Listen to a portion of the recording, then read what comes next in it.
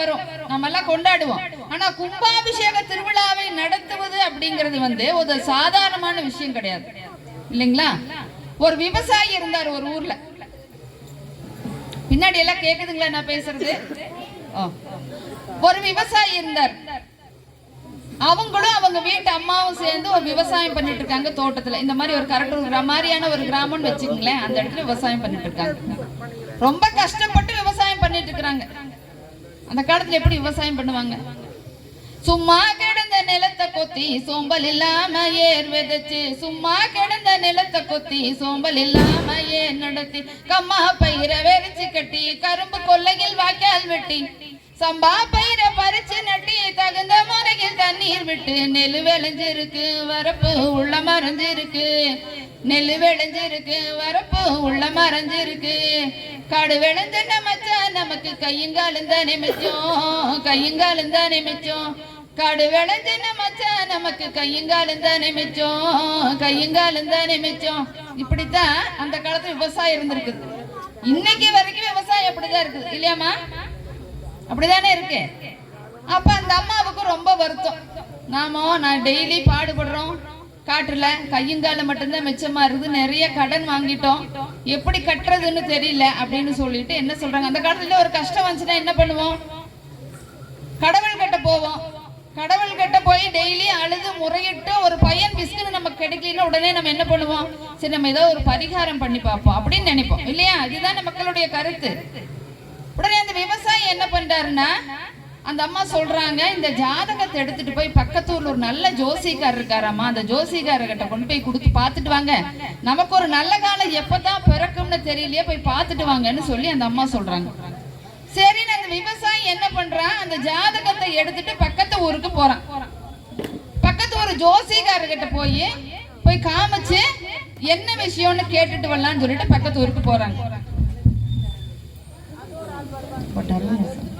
பக்கத்து வீட்டுக்கு போறாரு.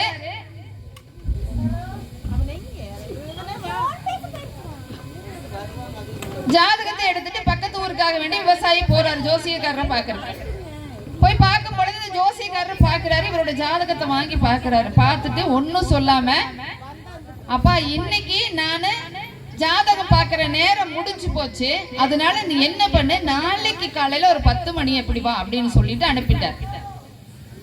இவ்வளவு தூரம் வந்துட்டாரு அந்த விவசாயம், என்ன பண்றதுன்னு சொல்லிட்டு சரி ஊருக்கு போயிட்டு அவரு எவ்வளவோ கேட்டு பாக்குறாரு. ஜோசிக்காரர் நாளைக்கு வாங்கன்னு சொல்லிட்டாரு. இவரு கிளம்பி விவசாயி போறாரு. போற வழியில பாத்தீங்கன்னா இருட்டாயிருச்சு. அன்னைக்கெல்லாம் கால்நடையா தானே போவாங்க, கால்நடையா போறாரு. இருட்டாயிருச்சு, பயங்கரமான இடி மின்னல், மழை வேற அப்படி கொட்டுது. இவருனால அந்த இடத்தை கடந்து ரொம்ப தூரம் போக முடியல. போற வழியில பாக்குறாரு, ஒரு பாலடைஞ்ச ஒரு வீடு மாதிரியான ஒரு அமைப்பு இருக்குது. அந்த இடத்துல போய் நைட்டு தங்கிட்டு இருந்துட்டு காலையில திருப்பி வந்து அந்த ஜோசிகாரரை பார்த்துட்டு போயிடலாம் அப்படிங்கிற ஒரு முடிவோட அந்த இடத்துல போய் இருக்கிறார். அப்ப அந்த இடத்துல பாத்தீங்கன்னா பாலடைஞ்சு கிடக்கிற கட்டடங்கள் இருக்குது. அந்த கட்டடங்களுக்கு உள்ள இவர் போய் கொஞ்சம் ஒதுங்கறதுக்காக போய் உட்கார்றாரு. அப்பதான் கவனிச்சு பாக்குறாரு, அது ஒரு சின்ன கோவில் அப்படின்னு பாக்குறாரு. அங்கே உள்ளே இருப்பது சிவலிங்கம் இருந்தது, ஒரு சின்ன கோவில் இருந்தது. அப்ப இவருக்கு மனசு ரொம்ப தாங்க முடியல. ஒரு கோவில் இப்படி பாலடைஞ்சு கிடக்குது அப்படின்னு நினைச்சவர் என்ன தோணுச்சுன்னா அவருக்கு, ஒருவேளை நமக்கு இந்த காடு வெள்ளாமையெல்லாம் நல்லா வந்து நாம் ஒரு காலத்துல நல்லா இருந்தோம்னு சொல்லி சொன்னா இந்த கோவிலை எடுத்து நிர்மாணம் செய்ய வேண்டும், இந்த கோவிலுக்கு ஒரு கும்பாபிஷேக திருவிழாவை நடத்த வேண்டும் அப்படிங்கிற எண்ணம் அந்த மனசுல விவசாயிக்கு தோணுது. அப்படியே நினைச்சிட்டு மனசுக்குள்ள உருவகம் பண்ணிட்டே இருந்தவர் அப்படியே கண்ணை இருந்து தூங்கிட்டாரு. விடிய காலை ஆயிடுச்சு. விடிய காலம் ஆனதுக்கு அப்புறமா இந்த விவசாயி என்ன பண்றாருன்னா, திருப்பி அந்த ஜோசிகாரை பார்த்துட்டு ஒரே வழியா ஊருக்கு போலாம், ஊரு ரொம்ப தூரத்துல இருக்குது அப்படின்னு சொல்லிட்டு மறுபடியும் அவருடைய ஜாதகத்தை எடுத்துட்டு அந்த ஜோசிகாரரை பாக்குறதுக்காக வேண்டி வர்றாரு. வந்து ஜாதகத்தை கொடுக்கிறார். அந்த ஜோசிகாரரும் மேலையும் கீழையும் பாக்குறாரு. பார்த்துட்டு, அப்பா நீ இங்க பொழுதோட கிளம்பி போனே இல்லையா? ஆமா கிளம்பி போனங்க ஐயா. எங்க போன அப்படின்னு கேட்கிறாரு. நான் அப்படியே போற வழியா காட்டு வழியா தானுங்க ஐயா போனேன் அப்படின்னு. உங்க ஊருக்கு போனையா? இல்ல போகல.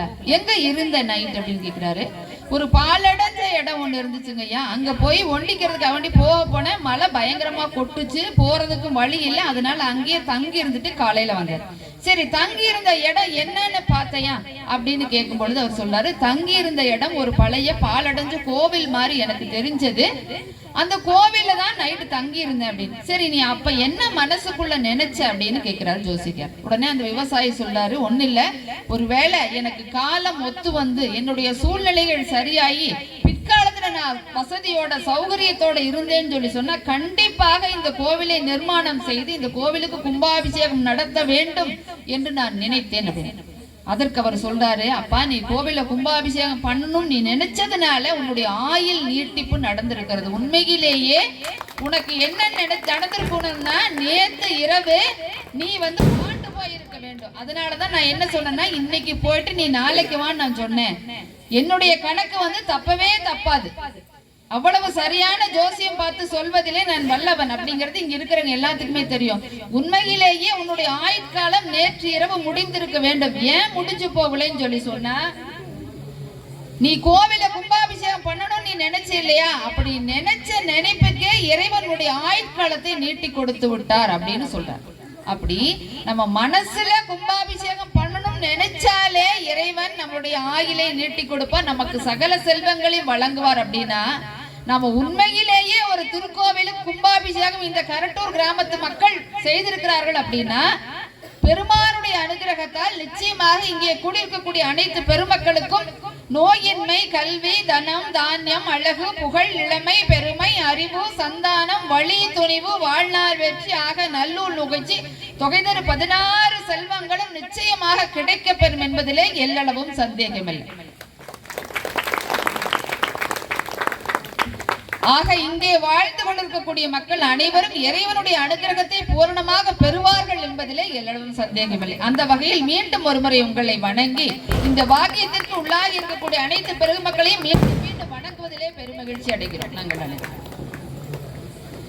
இப்படி அருமையான ஒரு திருவிழாவை நடத்திட்டு நம்ம இப்ப உட்கார்ந்துட்டு இருக்கோம் இல்லைங்களா.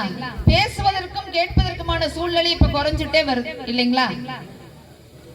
பேச்சு எப்படி இருக்கணும்னா, இருக்கிறவங்க எல்லாம் அப்படியே கட்டி போட மாதிரியான ஒரு பேச்சு இருக்கணும். அதை விட்டு போட்டு அங்க ஒரு பக்கம் பார்த்தானா பேச்சாளரை பிடிச்சு கட்டி போட்டாங்க. இனிமேல் நீ பேச வருவியா